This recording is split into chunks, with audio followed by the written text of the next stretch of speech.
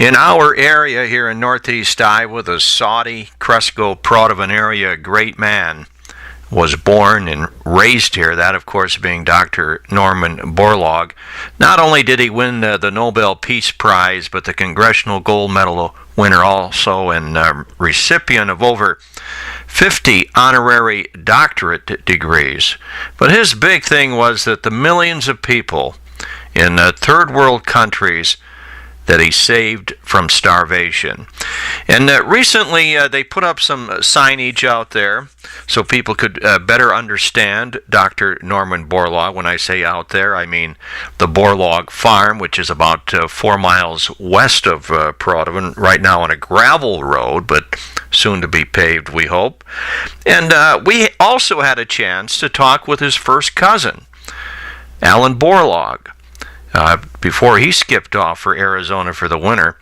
And we put together a series of programs we're going to have, just basically talking with Alan Borlaug about his famous first cousin and what it was like for Norman to grow up on the farm and some of the things that he achieved in his lifetime, and sort of a perspective from the Borlaug family, and really get a better understanding of what that farm really is all about. Right now, let's pick up with Alan Borlaug. Okay, we're very fortunate to have Alan Borlaug with us, a first cousin of Norman Borlaug. And we're going to spend some time talking about the different aspects of the farm out here, the Norman Borlaug birthplace and all of that. But first we're going to get a little background on you, Alan. I know you were a senator representing the district here in the state of Iowa. And just tell us a little bit about yourself. Yeah, no, I was born and raised on a farm that is about 4 miles from here. That's my dad and mother's home place, and that was my home place. And we were in close proximity to the farm up here, and we did work back and forth with the farm up here. Now, I'm young enough where I don't remember Norman as a little child, because, well, actually, Norman was gone before I was actually born.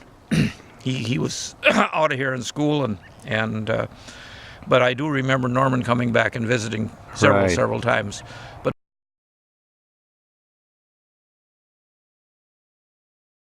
okay, Alan, we're talking about the implements and the tractor over there.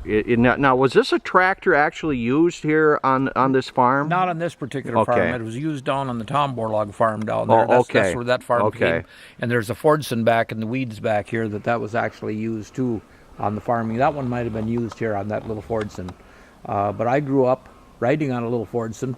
My mother would drive it while we were plowing, and I would sit on the fender of that, and it was just amazing to be out there when I was probably 3 or 4 years old at that time, one of my first memories of the Fordson tractor.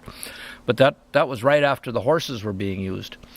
Over in here, we've got a lot of the machinery that was used for horses.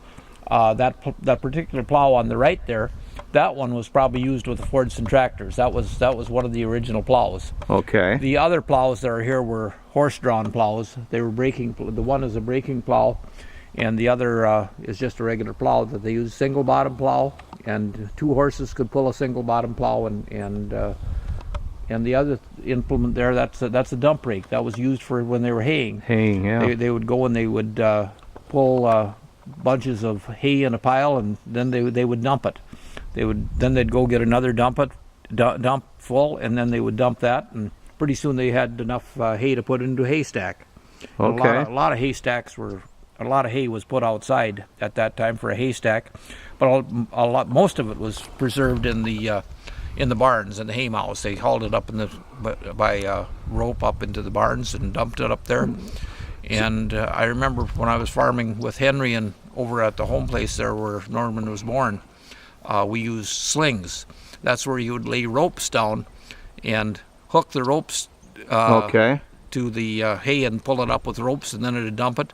And I know it was always a pain in the neck because it would roll a big ball, and you had to be up in the barn then to level it out. It was just all messed up, but it was hard work up. I bet it was dusty up there too. Dusty and hot. Yeah, I was in hay mounds, not quite that bad when with the bales later on, but I know how dusty that could get.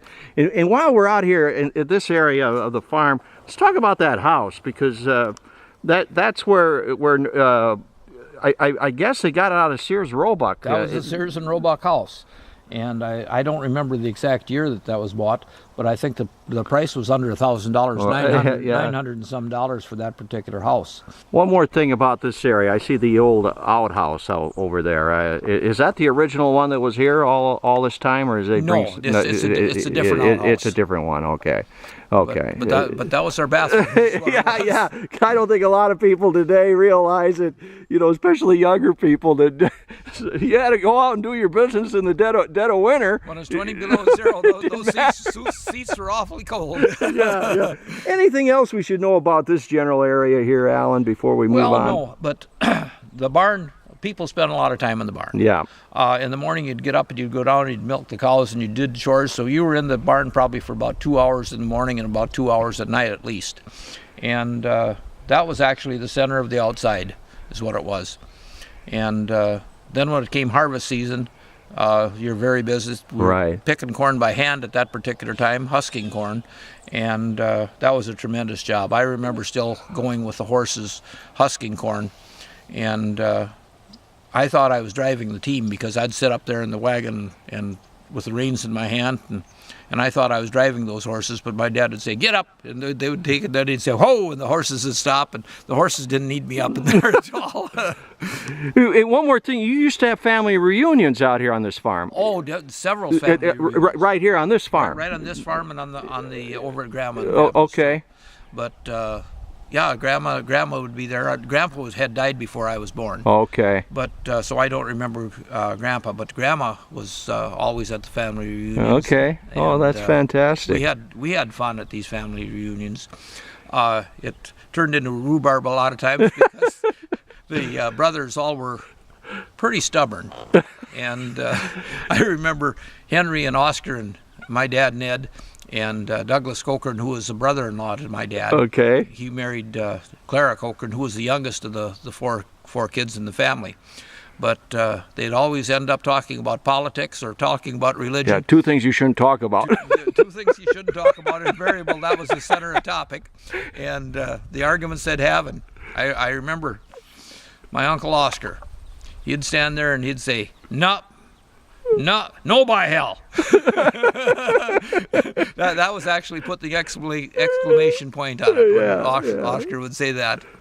Well, that's fantastic. Well, we appreciate the comments on all of this. It kind of gives people a little better idea of the home life of Norman Borlaug. Sure. You bet.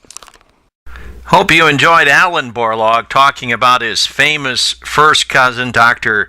Norman Borlaug, getting the family perspective on this great man and what it was like growing up on the farm in the 20s and 30s for Dr. Norman Borlaug and his sisters, Palma and Charlotte. Now, in some of the programs we're going to have, some of the videos ahead, we're going to have Alan talking a little bit more about the perspective of the family while Dr. Norman Borlaug was achieving what he achieved. Too numerous to mention here, of course. And also, you'll see the place where he was baptized, and something that is not very well known, where some of his ashes also were spread in this area. So all of that coming up here as we take a look at the farm and other things surrounding the life of Dr. Norman Borlaug.